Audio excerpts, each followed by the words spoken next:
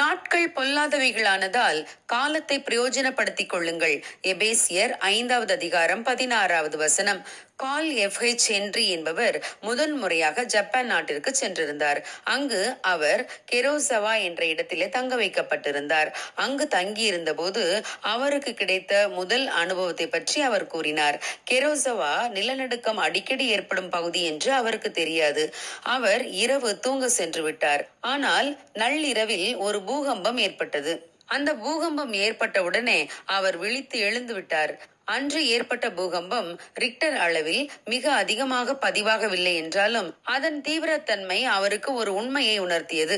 நாளைய தினத்தை சாதாரணமாக எடுத்துக்கொள்ளக்கூடாது என்பதுதான் அவருக்கு உணர்த்தப்பட்ட உண்மை. பிரியமானவர்களே, ஒரு நாள் இரவு நாம் சுகமாக தூங்கி மறுநாள் சுகபத்திரமாய் கண்விழிக்கிறோம் என்றால் அது தேவனுடைய கிருபையே. ஒவ்வொரு நாளும் எத்தனையோ ஆபத்துகளை சந்தித்தும் மறுநாள் நாம் கண்விழித்தால் தேவன் ஏதோ ஒரு திட்டத்தை நம் வாழ்விலே வைத்திருக்கிறார் என்றுதான் அர்த்தம். எத்தனையோ பேருக்கு கிடைக்காத வாய்ப்புகள் நமக்கு கிடைக்கிறது என்றால் அதை சாதாரணமாக எடுத்துக்கொள்ளக்கூடாது. ஆபத்துகளும் விக்கினங்களும் மிகுந்த இந்த உலகத்திலே தேவன் நம்மை சுகமாய் தங்க பண்ணுகிறார். ஒவ்வொரு நாளும் நமக்கு கிடைக்கின்ற வாய்ப்புகள் சாதாரணமானவை அல்ல. எல்லா நாட்களும் போலத்தானே இந்த நாளும் இருக்கிறது என்று நினைக்காமல் அந்த நாளில் நாம் செயல்படும்படியாக கிடைக்கின்ற வாய்ப்புகளை நழுவ விடாமல் பயன்படுத்திக் கொள்ள வேண்டும். அதே போல சிலர் இயேசு கிறிஸ்துவை ஏற்றுக்கொள்ளாமலும் அவருடைய வசனங்களை விசுவாசியாமலும் நாட்களை கடத்தி கொண்டே செல்வார்கள்.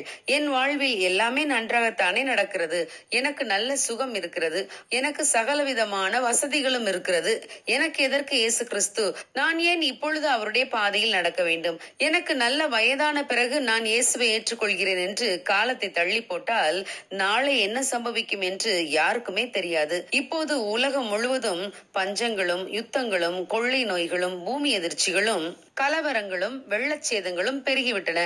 எங்கு எப்போது என்ன சம்பவிக்கும் என்று உறுதிப்பட யாருமே கூற முடியாது. எனவே இயேசுவை ஏற்றுக்கொள்ள இனிமேலும் காலம் தாழ்த்த வேண்டாம்.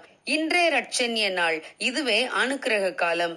கந்தாகே என்ற எத்தியோப்பிய ராஜஸ்திரிக்கு மந்திரியாய் இருந்த ஒருவர் எருசலேமுக்கு வந்து கர்த்தரை ஆராதித்து விட்டு தன் ஊருக்கு ரதத்திலே திரும்ப சென்று கொண்டிருந்தார். போகும்போது அவர் ஏசாயா தீர்க்க தரிசன புத்தகத்தை வாசித்துக் கொண்டே சென்றார். ஆவியானவருடைய ஏவுதலின்படி பிலிப்பு என்ற சுவிசேஷகன் ஓடி அந்த ரதத்துடனே சேர்ந்து கொண்டார். சுவிசேஷகனாகிய பிலிப்பு மந்திரி வாசித்துக் கொண்டிருந்த வேத பகுதியை அவருக்கு விளக்கி காட்டி இயேசு கிறிஸ்துவை குறித்து அவருக்கு அறிவித்தார். அவர்கள் பேசிக்கொண்டே சென்றபோது தண்ணீர் உள்ள ஒரு இடம் வந்தது. உடனே மந்திரி பிலிப்பிடம், இதோ தண்ணீர் இருக்கிறதே, நான் ஞானஸ்நானம் பெற தடை என்ன என்றார். அதற்கு பிலிப்பு, நீர் முழு இருதயத்தோடும் விசுவாசித்தால் தடை இல்லை என்றார். உடனே மந்திரி, நான் இயேசு கிறிஸ்துவை தேவனுடைய குமாரன் என்று விசுவாசிக்கிறேன் என்று அறிக்கையிட்டு தாமதிக்காமல் அப்பொழுதே தண்ணீரில் ஞானஸ்நானம் பெற்றுக் கொண்டார். பிரியமானவர்களே, இன்றே ரட்சண்ய நாள், இதுவே அனுக்கிரக காலம் என்பதால் காலத்தை தள்ளி போடாமல் சுவிசேஷத்திற்கு கீழ்ப்படிவோம். தேவனுடைய ஊழியத்தை விரைவாய் செய்வோம்.